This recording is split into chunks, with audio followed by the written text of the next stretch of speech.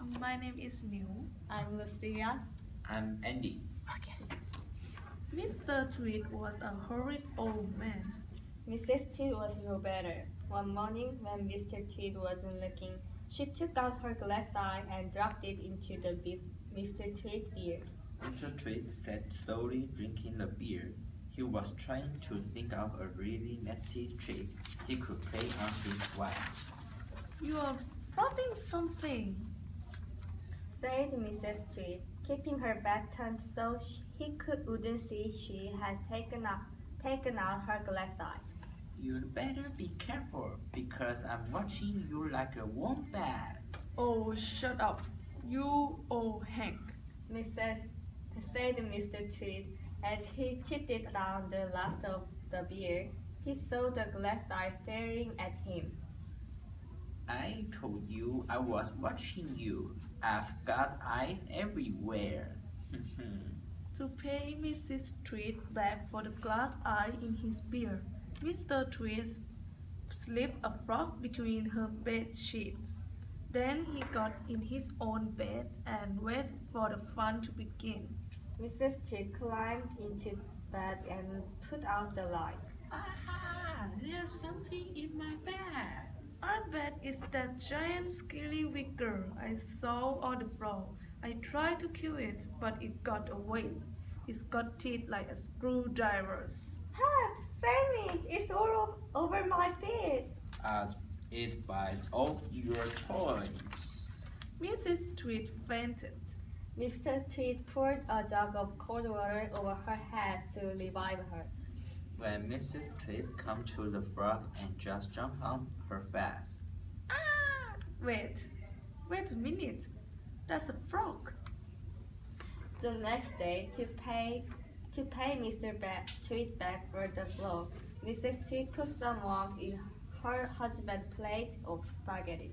The worms didn't show because everything was covered with tomato sauce and sprinkled with cheese. Hey, my spaghetti is moving.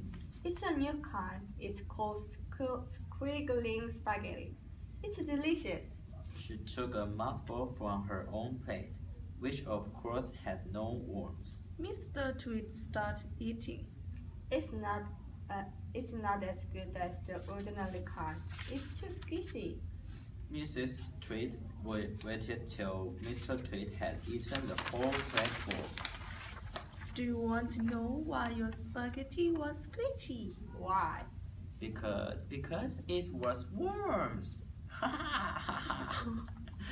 To pay Mrs. Tweed back for the worms in the spaghetti, Mr. Tweed thought up a really clever nasty trick. One night, when the old woman was asleep, he crept out of bed and took her walking stick downstairs to his workshed. Then he stuck a tiny round piece of wood, no thicker than a penny, onto the bottom of the stick. This made the stick longer, but the difference was so small. The next morning, Mrs. Tweed didn't notice it. Every night after that, Mr. Tweed crept downstairs and added another tiny thickness of wood to the end of the walking stick. He did it very neatly, so that the extra bit looked like part of the old stick.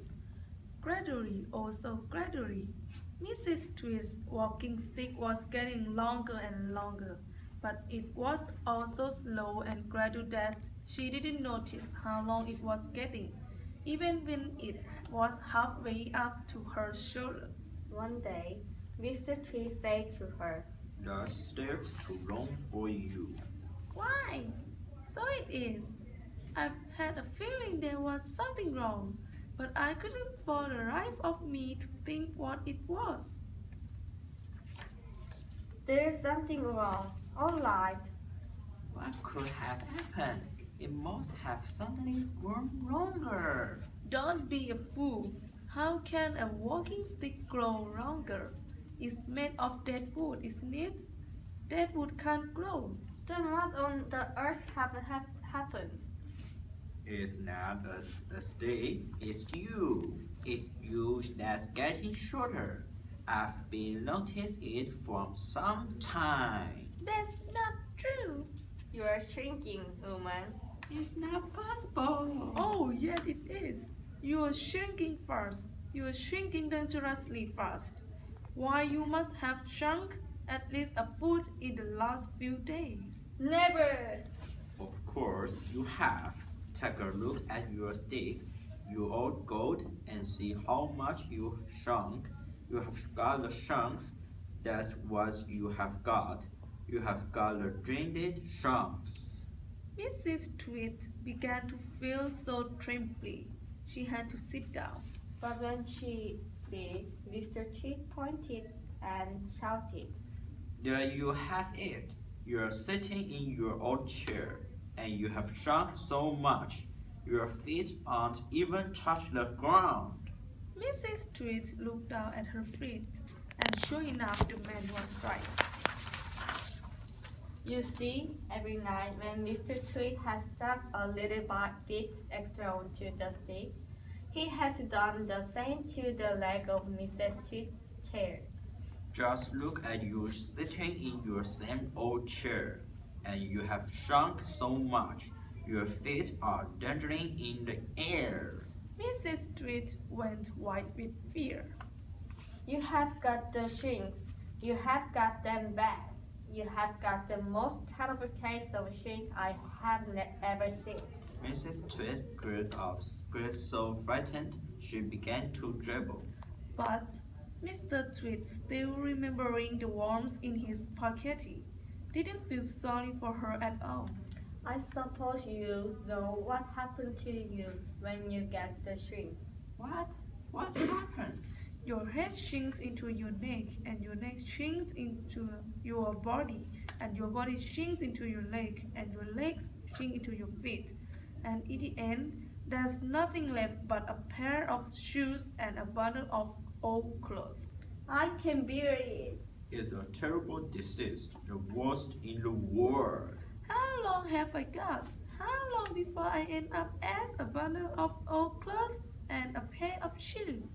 At the late you are going, I said no more than 10 or 11 days.